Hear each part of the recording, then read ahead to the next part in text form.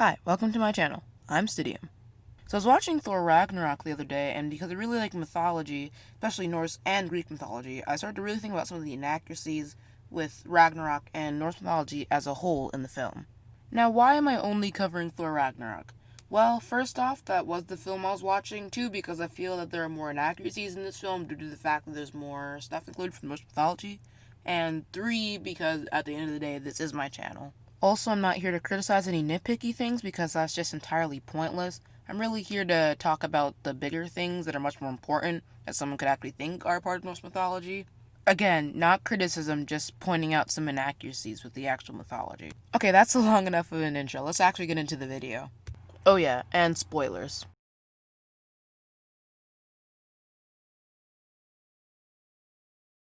Surtur in Thor Ragnarok is basically the catalyst for Ragnarok. In Norse mythology, this really isn't the case.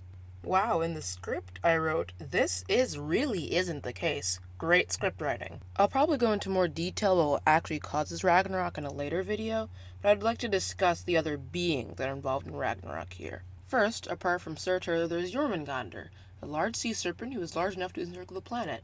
Jormungandr is one of Loki's 4 children. Jormungandr also is Thor's mortal enemy, and they kill each other during Ragnarok. All of the Aesir gods and all of the dead who live in Valhalla are there too. There are 2 different groups of gods in Norse mythology, the Aesir and the Vanir. All of the gods seen in the Marvel films are Aesir gods, but there are many more. It's never explicitly said if all of the Vanir gods show up for Ragnarok, but Freyr, the god of fertility, does come. It's also never said if Freyr's sister Freya is there, but because along with being the goddess of love, beauty, and fertility, she's also a war goddess, it wouldn't make all that much sense for her not to be there. If Freya would be there, it would also make sense for the Valkyries who she commands and the dead warriors of Folkvangr to be there.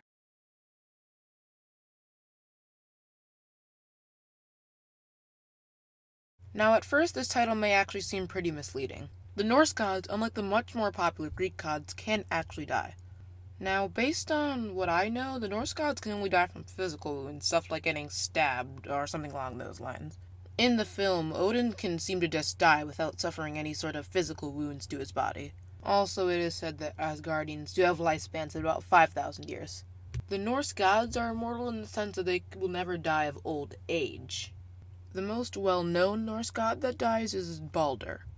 To explain, Baldur was the god of light, joy, purity, peace, and basically everything good, and he was also really pretty and everyone really liked him.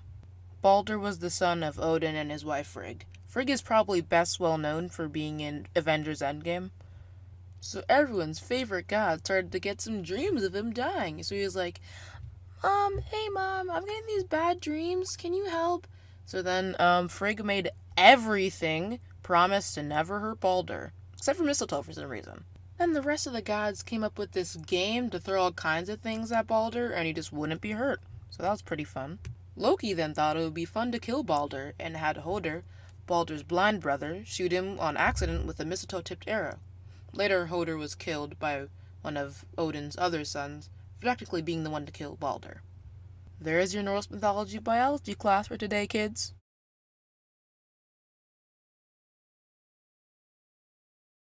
Now, Thor Ragnarok did get quite a few things wrong with Hela, known as Hel in Norse mythology, spelled with one L. Hel is actually one of Loki's children in the mythology, and not Odin's like in the film. Side note, Loki and Odin are actually blood brothers in the mythology, and not father and son. Hel stays in Hell, which is also the name of the underworld, basically all the time. Hell, the place, is where people who died not battling or dying with glory go, and it's pretty boring and bleak. Baldur and Hoder also end up in Hell. Hel also does not look the same as she does in the film. Hel in Norse mythology is a beautiful woman on one half and a rotting corpse on the other half.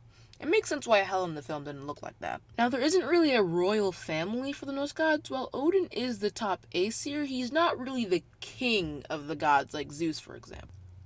With the Norse gods, it's more like you have the popular kid table in school, and one of them is technically more popular than the rest, but it doesn't really matter and they all get along. Alright class, time to piece together the Norse mythology family tree.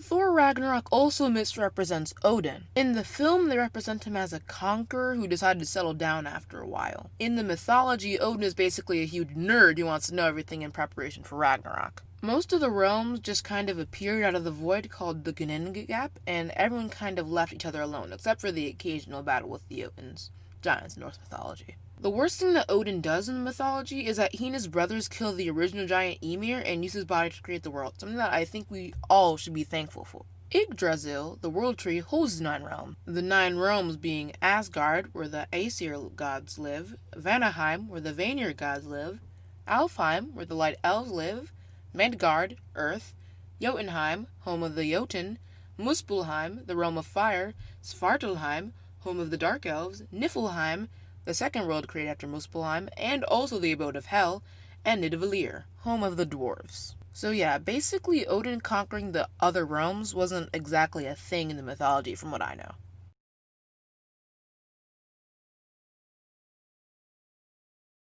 The Valkyries are actually full-fledged deities in the Norse mythology, simply minor ones. The Valkyries would go to battlefields and take the most noble dead warriors. Then Freya and Odin split the soldiers between Valhalla and Folkvangir. The Norse believe that the Aurora Borealis, also called the Northern Lights, were the Valkyries coming down, similar to how they believed the rainbow was the Bifrost. The Valkyries could also choose who survived in a battle and who died in a battle. And now that I think about it, there are tons of video ideas I'm getting from this. Freya is the commander of the Valkyries, and in some versions is a Valkyrie herself. And as I said, she is the goddess of love, fertility, beauty, and a war goddess. Also, this may be a minor nitpick, but the Valkyries look more like this, instead of this. The film was pretty close, though. Like I said before, it is never explicitly said that Freya or the Valkyries join in on Ragnarok. It's possible that a version of Ragnarok says that Freya and the Valkyries are there, but I just assume that they're around because they're all warriors. So if you know of any versions where Freya and the Valkyries are there, you can tell me in the comments. I'm just gonna keep it as a headcanon.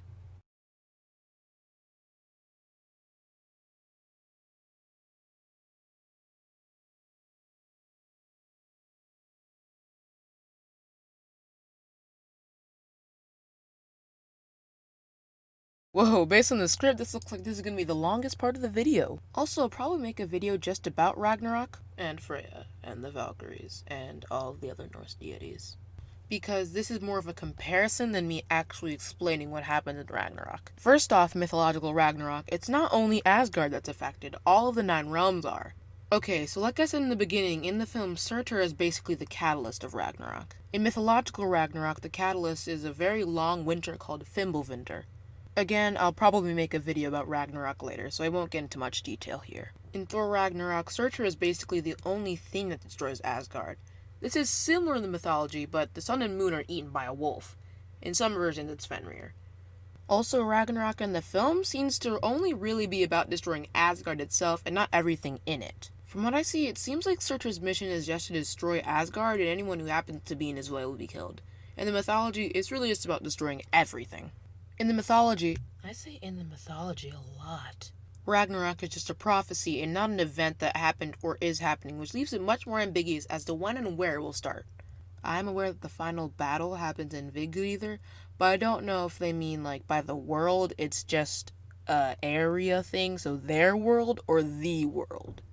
In the film, we clearly see Ragnarok happen. In Norse mythology, Ragnarok is supposed to be a great battle, which for the Norse would make sense as the way they all get taken out because they have to be awesome even during the end of the world. In the film, Ragnarok just seems a bit disappointing, in my opinion. It's just Surtur destroying Asgard during his temper tantrum like a 2-year-old. Comment warriors, it's just a joke. Again, in the mythology, the prophecy of Ragnarok cannot be stopped. It can only really be prevented. That's basically what Odin tries to do, other than go to parties and go on quests for knowledge. Those are the major differences between film Ragnarok and mythological Ragnarok without giving you in-depth analysis of Ragnarok. Alright, those are all of the important inaccuracies in Thor Ragnarok. Tell me if there are any that I missed out in the comments. Also, you can vote on the third video's topic by clicking the card. I already had the second video planned. Thank you for watching the video, please consider subscribing, and have a great day.